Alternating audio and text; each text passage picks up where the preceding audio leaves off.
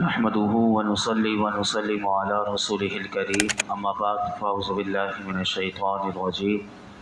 بسم الله الرحمن الرحيم وإذ أخذنا من النبيين ميثاقهم ومنك ومن نوح وإبراهيم وموسى وعيسى بن مريم وأخذنا منهم ميثاقا غليظا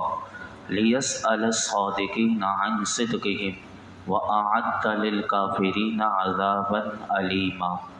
اور اے محبوب یاد کرو جب ہم نے نبیوں سے ان کا عہد لیا اور تم سے اور نوح اور ابراہیم اور موسیٰ اور عیسیٰ ابن مریم سے عہد لیا اور ہم نے ان سب سے بڑا مضبوط عہد لیا تاکہ اللہ سچوں سے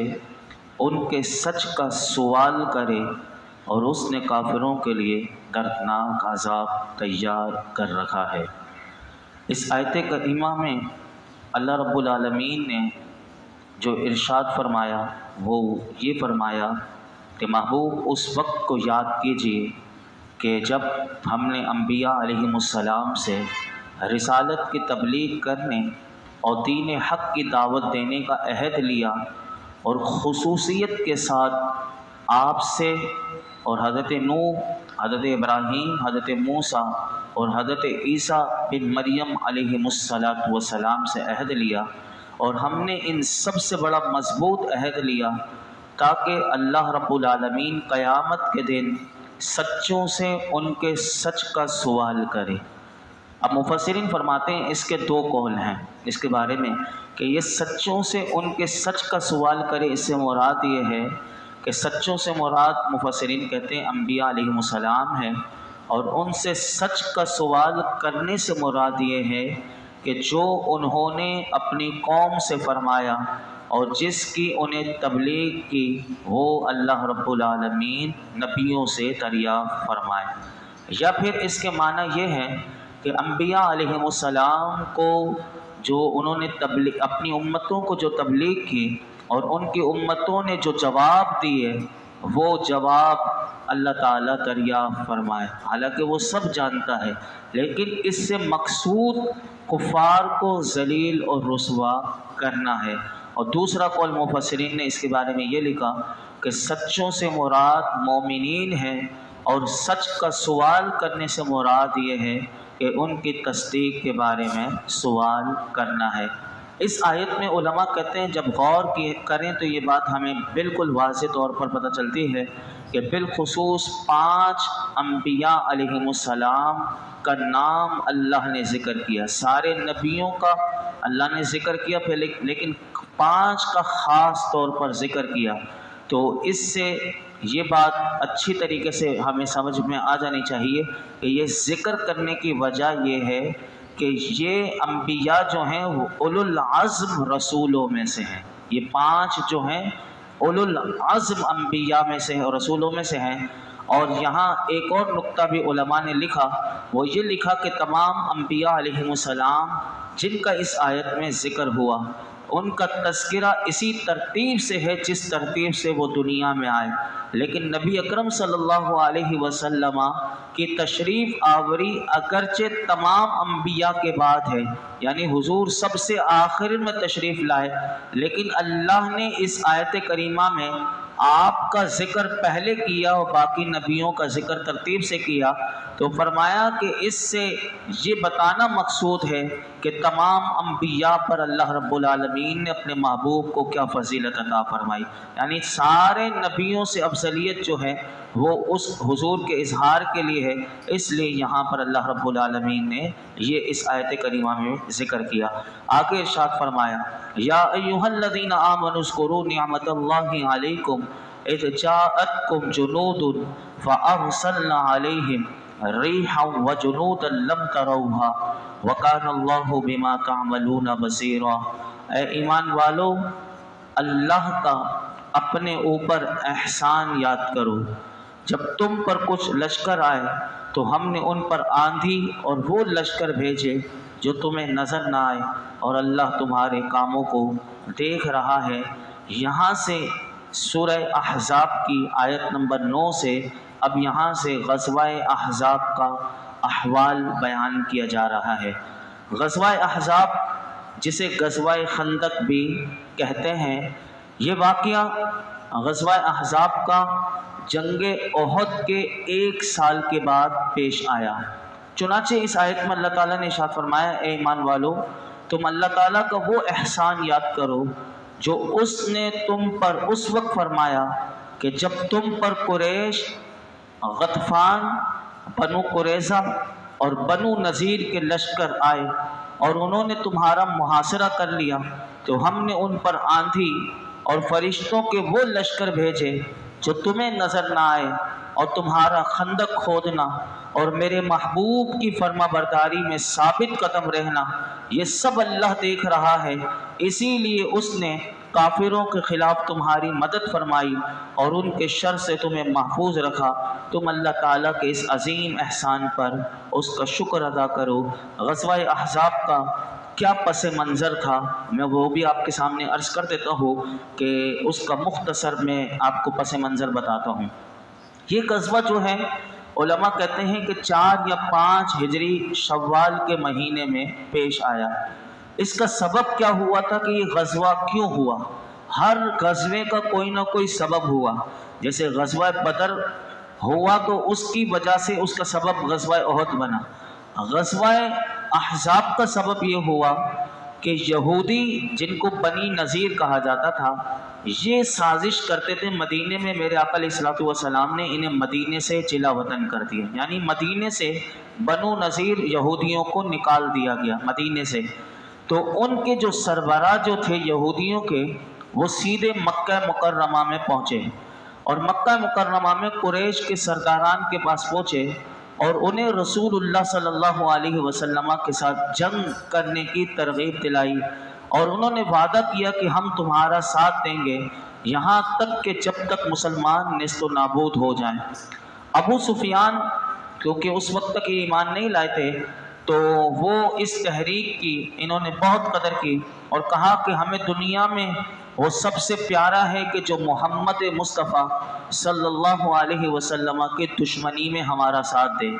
پھر قریش نے ان یہودیوں سے کہا کہ تم پہلی کتاب والے ہو، یعنی تم صاحب کتاب ہو، تمہیں اللہ نے کتاب تمہارے نبی پر نازل کی۔ تو انہوں نے یہ پوچھا کہ بتاؤ کہ ہم حق پر ہیں یا محمد مصطفیٰ صلی اللہ علیہ وسلم حق پر ہیں؟ تو یہودیوں نے مکے کے کافروں کو، مشرکوں کو خوش کرنے کے لیے کہا تم ہی حق پر ہو۔ اللہ اکبر! یہ وہ لوگ تھے کہ جو دشمنی میں اس حد تک بڑھ گئے تھے کہ جو توحید خالص کو مشرکوں کے ساتھ ملا رہے تھے، یعنی وہاں نسبت نہیں ہو سکتی تھی۔ تو یہ ذکر 5ویں پارے میں بھی ہم سن چکے ہیں کہ جہاں اللہ رب العالمین نے ان یہودیوں کے اس کرتوت کو 5ویں پارے میں بھی اللہ رب العالمین نے بیان کیا، اور وہاں اللہ رب العالمین نے ارشاد فرمایا کہ الم تر الی الذین اوتوا نصیبا من الکتاب یؤمنون بالجبت والطاغوت ویقولون للذین کفروا ہؤلاء اہدی من الذین آمنوا سبیلا۔ کیا نہیں دیکھا تم نے ان لوگوں کی طرف جنہیں دیا گیا حصہ کتاب سے، اور وہ اب اعتقاد رکھنے لگے ہیں جبت اور طاغوت پر، اور کہتے ہیں ان کے باروں میں جنہوں نے کفر کیا یہ کافر زیادہ ہدایت یافتہ ہیں ان سے جو ایمان لائے ہیں۔ یعنی یہ ان کافروں کو کہنے لگے کہ تم زیادہ حق پر ہو۔ تو جب کافروں نے، قریش مکہ کے کافروں نے پوچھا یہودیوں سے یہ بتاؤ کہ تم تو کتاب والے ہو کہ ہم حق پر ہیں یا محمد مصطفیٰ صلی اللہ علیہ وسلم حق پر ہیں، تو یہودیوں نے اس وقت اتنا سفید جھوٹ بولا تھا کہ کہا کہ تم ہی حق پر ہو۔ اس پر کفار قریش خوش ہوئے اور انہوں نے کہا کہ ہم تمہارا ساتھ دیں گے۔ پھر یہ یہودی آگے بڑھے اور اپنے جتنے قبائل تھے مکے کے، ان میں سے جن کا نام مفسرین نے لکھا، قبائل غطفان، قیس، غیلان، یہ ان کے پاس گئے اور وہاں پر بھی یہ تحریک چلائی اور یہ سارے ان کے ساتھ ہو گئے۔ اس طرح ان یہودیوں نے جا بجا دورے کیے اور عرب کے قبیلے قبیلے کو مسلمانوں کے خلاف تیار کر لیا۔ جب سب لوگ تیار ہو گئے تو قبیلہ خزاعہ کے چند لوگ جو تھے انہوں نے نبی کریم صلی اللہ علیہ وسلم کو اطلاع پہنچا دی کہ کفار جو ہیں وہ آپ کے خلاف بڑی زبردست، یہودیوں کے کہنے پر یہ بڑی زبردست آپ کے خلاف تیاری کر رہے ہیں۔ جب نبی کریم صلی اللہ علیہ وسلم کو یہ اطلاع ملی تو نبی اکرم صلی اللہ علیہ وسلم نے تمام صحابہ کو بلا لیا کہ یہ ہمارے اوپر حملہ کرنے والے مدینے پر، ہمیں کیا کرنا چاہیے۔ تو حضرت سلمان فارسی رضی اللہ تعالیٰ عنہ نے اس وقت حضور کو مشورہ دیا کہ خندق کھدوا لی جائے اور اس طرح ہم ان کے اچانک حملے سے بچ سکتے ہیں۔ تو نبی اکرم صلی اللہ علیہ وسلم کو حضرت سلمان فارسی کا یہ مشورہ پسند آیا اور حضور نے خندق کھدوانے کا حکم دے دیا، اور اس خندق میں رسول اللہ صلی اللہ علیہ وسلم نے خود بھی بنفس نفیس حضور نے بھی خندق کھدوانے میں کام شروع کیا اور حضور نے بھی کام کیا۔ مسلمان جیسے ہی ابھی خندق کھود کر فارغ ہوئے تھے، مشرکین 12,000 افراد کا بہت بڑا لشکر لے کر وہ مدینے پر ٹوٹ پڑے اور پورے مدینہ شریف کا انہوں نے محاصرہ کر لیا۔ خندق مسلمانوں اور ان کے درمیان حائل تھی، اسے یہ دیکھ کر پہلے تو سب سے پہلے سارے کافر حیران رہ گئے کہ یہ ایسی تدبیر تھی کہ جس سے عرب لوگ اب تک واقف نہ تھے، یعنی یہ جو خندق کھودنے والا یہ ان کے وہم و گمان میں بھی نہیں تھا۔ لہٰذا اب انہوں نے کیا کیا، انہوں نے مسلمانوں پر تیر اندازی شروع کر دی۔ جب اس محاصرے کو 15 سے 24 دن گزر گئے، یعنی ایک مہینے تک، ایک روایتوں میں آتا ہے 24 دن بھی 15 دن بھی اور پورا مہینہ انہوں نے پورے مدینے کو محاصرہ کر کے رکھا ہوا تھا، تو مسلمانوں پر خوف غالب ہوا اور وہ بہت گھبرائے، پریشان ہوئے۔ تو اللہ رب العالمین کی مدد آ پہنچی۔ اب اللہ تعالیٰ کی جب مدد آئی تو وہ مدد اس طرح آئی کہ اللہ تعالیٰ نے کافروں پر تیز ہوا بھیجی، آندھی بھیجی، انتہائی سرد یعنی سردی والی وہ آندھی تھی، اور وہ سردی بھی تھی اور اس میں ہوا بھی بڑی تیز تھی، اور اندھیری رات میں اس ہوا نے کافروں کے خیمے اڑا دیے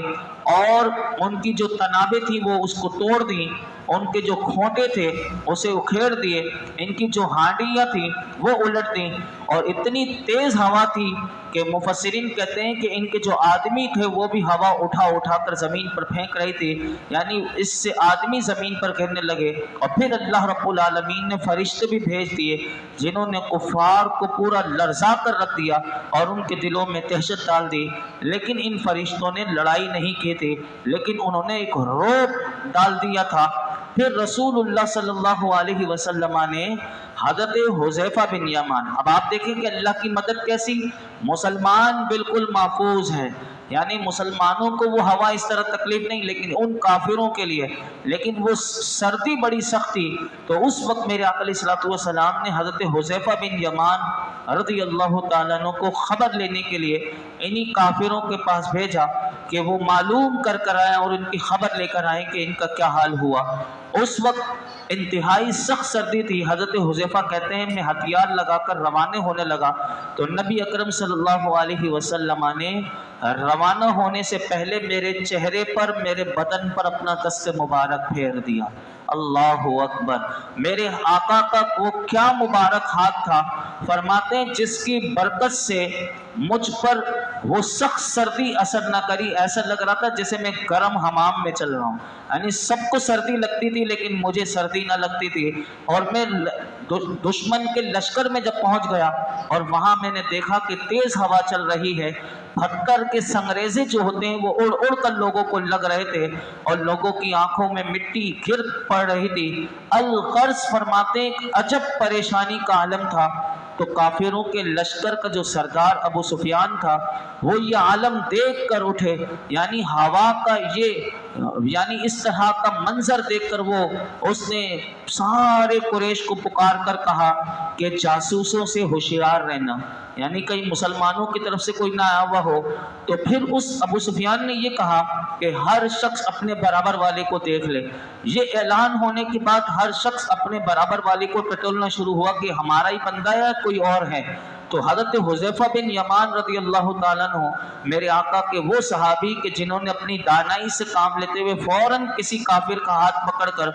کہا کہ تو کون ہے، یعنی ان کا کوئی ہاتھ نہ پکڑے، فوراً انہوں نے کہا تو کون ہے؟ تو میں نے کہا اس نے کہا میں فلاں بن فلاں ہوں۔ اس کے بعد ابو سفیان نے کہا اے قریش تم یہاں نہیں ٹھہر سکتے، گھوڑے اونٹ ہلاک ہو چکے، اور بنی قریظہ جو یہودی تھے انہوں نے ہمیں دھوکہ دے دیا اور وہ تو بھاگ گئے، اپنے عہد سے پھر گئے، اور ہمیں ان کی طرف سے اندیشہ ناک خبریں پہنچ رہی ہیں۔ تو اس نے یہ بھی کہا کہ ہوا نے جو حال ہمارا کیا ہے بس اب ہم ان کے ساتھ کچھ بھی نہیں کر سکتے، اب یہاں سے کوچ کرو۔ میں کوچ کر رہا ہوں۔ ابو سفیان فوراً روانہ ہو گیا اور لشکر میں یہ صدا بلند ہو گئی، کوچ کوچ کا شور مچ گیا، اور کافروں پر جو ہوا آئی تھی ہر چیز کو الٹ کر رکھ دیا تھا۔ اور اب جو یہ سامان بھی اتنا سارا لائے تھے، اب کیونکہ ہوا میں یہ سارا سامان لے کر نہیں جا سکتے تھے تو ان کے ساتھ یہ صرف اپنی سواریوں کو لے کر روانہ ہوئے، اور کثیر سامان جو تھے وہ وہیں خندق کے میدان میں یہ چھوڑ کر چلے گئے۔ آگے کیا ہوا کیونکہ ہمارا وقت مکمل ہو گیا، اس رکوع میں بہت سی باتیں اللہ تعالیٰ نے بتائی ہیں، اور اس میں منافقوں کا بہت زبردست پردہ چاک کیا ہے اور یہودیوں کے بارے میں بتایا ہے۔ اللہ رب العالمین ہمیں یہودیوں کی جو اس وقت بھی بڑی خطرناک سازشیں مسلمانوں کے خلاف اب بھی وہ کر رہے ہیں، اللہ تعالی ہم مسلمانوں کو عقل سلیم عطا فرمائے، اور ان یہودیوں کی ہر سازش کو جو وہ اس وقت سے میرے آقا علیہ الصلوۃ والسلام کے زمانے سے اور آج تک یہ کر رہے ہیں، اللہ ان کی ہر سازش کو خاک میں ملا دے، اور حضور کی امت پورے عالم اسلام پر اللہ اپنا خاص فضل و کرم نازل فرمائے۔ الحمدللہ رب العالمین، والصلاة والسلام علی سید الانبیاء والمرسلین وعلی آلہ واصحابہ اجمعین۔ یا اللہ بچوں کو سنا اس میں کوئی غلطی بتائی معاف فرما، اپنی بارگاہ میں قبول فرما، قرآن حکیم کا نور اور اس کا فیضان عطا فرما، اپنے حبیب کی سچی محبت عطا فرما یا رب العالمین۔ جس طرح نبی کریم صلی اللہ علیہ وسلم کے صحابہ کرام جنہوں نے جان ساری ہر مقام پر آپ پر اپنا تن من دھن سب کچھ قربان کر دیا، اے رب کریم ان صحابہ کرام کی عظمتوں رفتوں کا صدقہ ہمیں بھی اپنے محبوب کا سچا غلام بنا دے، حضور کی سچی وفاداری ہمیں کرنے کی توفیق عطا فرما یا رب العالمین۔ ہمارے گناہوں کو معاف فرما، ہمارے والدین کی، میرے آقا کی تمام امت کی مغفرت فرما، دنیا اور آخرت کی ساری بھلائیاں خیر عطا فرما، خیر کی کثرت دے دے، خیر کو تقسیم کرنے والا بنا دے، ہمارے لیے سمجھنا سمجھانا آسان کر دے، قرآن حکیم کا فیضان دے دے یا رب العالمین۔ یہ جتنے حاضرین موجود ہیں سب کی جھولیوں کو دامنوں کو مرادوں سے بھر دے، وصلی اللہ تعالی علی خیر خلق محمد وعلی آلہ واصحابہ اجمعین۔